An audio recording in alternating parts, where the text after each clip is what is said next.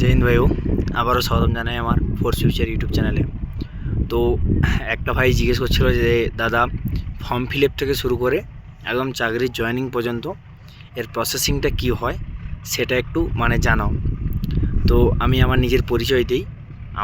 আমি হচ্ছে একজন আইটিবির জওয়ান, ঠিক আছে। 2023 সালে আমি জবটা পেয়েছিলাম, ঠিক আছে। এবং একটাই কি, আমি প্রথমবারই এসএসসি জিডি আমি ক্লিয়ার করেছিলাম।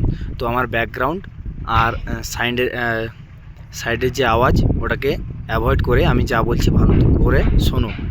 যদি তোমাদের জন্য ইনফরমেটিভ হয় তাহলে নিচে কমেন্ট করো, ঠিক আছে, যে দাদা ভালো লেগেছে। তাহলে এইরকম ভিডিও আমি আরও দিতে থাকবো। চলো বেশি টাইম না বাড়িয়ে ভিডিওটা শুরু করে যাক। তো বিষয়টা এরকম, ধরো আমি একটা ফ্রেশ ক্যান্ডিডেট, ক্লাস 11-12 পড়ছি, 18 বছর বয়স হয়ে গেছে। তো এখন করব, ফর্ম ফিল আপ করবো এবং পরীক্ষা দেব। তো সেক্ষেত্রে কি হবে, সেক্ষেত্রে যে ব্যাপারটা হচ্ছে সেটা হচ্ছে যে প্রথমে তোমাকে SSC portal staff selection commission, যেটা সেন্ট্রাল গভর্নমেন্টের হয়, এসএসসি পোর্টালে যেতে হবে। গিয়ে তোমার মাধ্যমিকের 4টে ডকুমেন্ট হয়: রেজিস্ট্রেশন, অ্যাডমিট, মার্কশিট আর হচ্ছে পাস সার্টিফিকেট। এই 4টা ডকুমেন্টই দরকার। তোমার আধার কার্ড, যদি ভোটার কার্ড থাকে ভোটার কার্ড, আর প্যান কার্ড। এই 3টে ডকুমেন্ট, টোটাল কটা হয়ে গেল? 7টা ডকুমেন্ট, ঠিক আছে। আর তোমার পার্মানেন্ট একটা মোবাইল নম্বর, আর পার্মানেন্ট একটা জিমেল আইডি, ঠিক আছে। আর তোমার 1 কপি ফটো লাগবে, ফটোটা তোমার স্ক্যান করার জন্য। আর তোমাকে লাইভ ফটো, এই কয়েকটা জিনিস দিয়ে ফর্মটা ফিল আপ করবে। ফর্ম নয়, ওদের এসএসসি পোর্টালে কি করবে, তোমার রেজিস্ট্রেশন করবে। তো ওই রেজিস্ট্রেশন আইডি দিয়ে যখন তুমি রেজিস্ট্রেশন করবে, তো সেই রেজিস্ট্রেশন থেকে একবার যদি তুমি সব কিছু ডকুমেন্ট দিয়ে তুমি স্ক্যান করে নিলে, তো সেক্ষেত্রে তোমার রেজিস্ট্রেশন হয়ে থাকলো। এবার রেজিস্ট্রেশন নম্বরটাই যদি তোমার মনে থাকে, আর কিংবা তুমি যদি পরে ভুলেও যায়, তোমার পার্মানেন্ট একটা জিমেল আইডি এবং পার্মানেন্ট যে মোবাইল নম্বর ওটা যদি মনে থাকে, তো ওর মাধ্যমে ফরওয়ার্ড পাসওয়ার্ড করলে তোমার ওটা খুঁজে পাওয়া যাবে। কিন্তু এখানে কি সচেতন বিষয়টা থাকবে, সচেতনার একটাই বিষয় যে তোমাকে যখন তুমি রেজিস্ট্রেশন করবে, সমস্ত বাবা মার নাম, অ্যাড্রেস, তারপরে রোল নম্বর যা যা আছে সব ডিটেলসটা যে কারেক্ট দিয়েছো সেটা রিচেক করবে, তারপরেই সাবমিট করবে, ঠিক আছে। না হলে কিন্তু এখন কারেকশানের ব্যাপারটা অনেকটাই হার্ড হয়ে গেছে। কারণ যেরকম ইউপিএসসির পোর্টাল হয়, সেরকম এসএসসির পোর্টালেও তাই সিস্টেম করে দিয়েছে। একজন ছেলে একবারই রেজিস্ট্রেশন করতে পারবে, সে বিহারে হোক ওর ওয়েস্ট বেঙ্গলেই হোক। তো এই জিনিসটা একটু ধ্যান রাখবে, ঠিক আছে।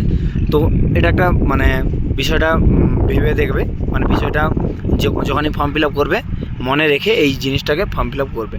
তো এরপরে যে কথাটা হচ্ছে যে ফর্ম ফিল আপ হয়ে গেল, নোটিফিকেশান আউট হয়ে ধরো নোটিফিকেশান 2025 সালের নভেম্বরে নোটিফিকেশান আউট হলো।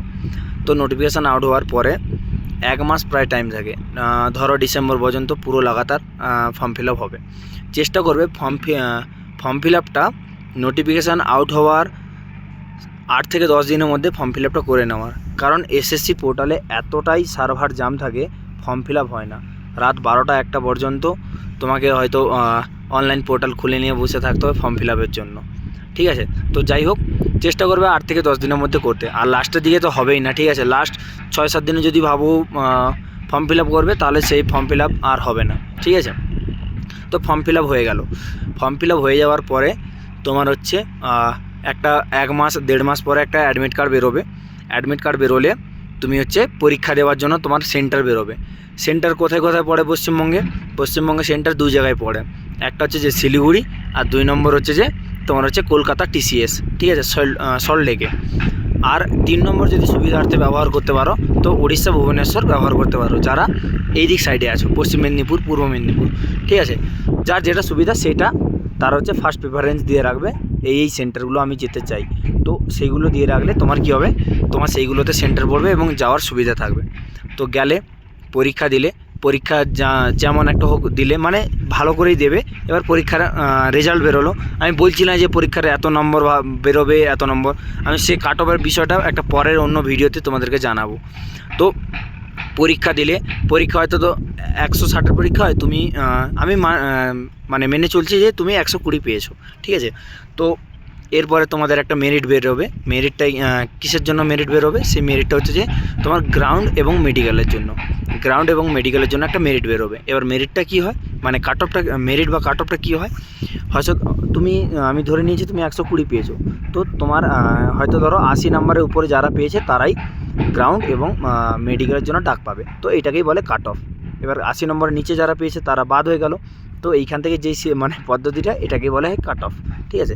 তো তুমি ধরো 120 পেয়েছো, তুমি 80+ ছেলেগুলোকে ডেকেছে, তুমি গেলে, তুমি আর তারপরে মাঠ দিলে, মাঠের ফিজিক্যাল সব কোয়ালিফিকেশান, ফিজিক্যাল কী হয় সেটা সম্পর্কে আমি একটা আলাদা ভিডিও করে দেবো। তো ফিজিক্যাল গ্রাউন্ড ক্লিয়ার করলে এবং মেডিকেল ক্লিয়ার করলে, এর ওপরে কিন্তু আর্মি যেরকম নাম্বার থাকে, যে ফার্স্ট গ্রুপ মারলে 12 নাম্বার প্লাস থাকে, এরকম কোনো সিস্টেম নাই। এটা শুধুমাত্র তোমাকে পাস করতে হবে, মানে কোয়ালিফাইং নেচার, মাঠ এবং মেডিকেল তোমাকে পাস করতে হবে। পাস করে নিলে তারপরে বাড়িতে থাকলে 1-2 মাস পরে তোমার এবারে মেরিট আউট হবে। মেরিট আউট কেমন হবে? সরকারের ধরো হয়তো সরকার ধরার 25,000 ছেলে চাই, তো মাঠ মেডিকেল পাস করে আছে ধরো 50,000, ঠিক আছে। আর সরকার দেখলো যে 100+ উপরে যদি নাম্বার, 100+ উপরে যদি ছেলেকে নেই, তাহলে কি হবে যে 25,000 ভ্যাকেন্সি পেয়ে যাবে। আর 100 নিচে যে মানে 80 তো কাট অফ গেছিলো ফিজিক্যাল, তো 80-র ওপরে আর 100 নিচে যদি নেই, তাহলে 25,000 বাদ চলে যাবে। তো সরকার কি করে, মানে আলটিমেটলি একটু নাম্বারটা বাড়িয়ে আর একটু মেরিটটা বের করায়, যেটা হচ্ছে ফাইনাল মেরিট। এই ফাইনাল মেরিটে যদি তোমার নাম থাকে, এবারে নাম বেরোলে তুমি চাকরি পাবে। এইবারে এর মধ্যে 8টা পোস্ট থাকে, এসএসবি, সিআরপিএফ, আইটিবিপি, তারপরে বিএসএফ, এরকম 8টা পোস্ট থাকে, ঠিক আছে। পোস্ট প্রেফারেন্সও কী দিতে হবে সেটাও আমি বলে দেবো, ঠিক আছে। কোন চাকরি ভালো, কোন চাকরিটা একটু কষ্ট, হার বেশি, ডিউটি, সেটাও আমি বলে দেবো ভিডিও। তো তারপরে তোমার হচ্ছে 120+, মানে তোমার 100+ নাম্বারে তুমি চাকরি পেয়েছো, ধরো তুমি 110-এর সিআইএসএফ গেছে, তো তুমি সিআইএসএফের জবটা পেতে পারো।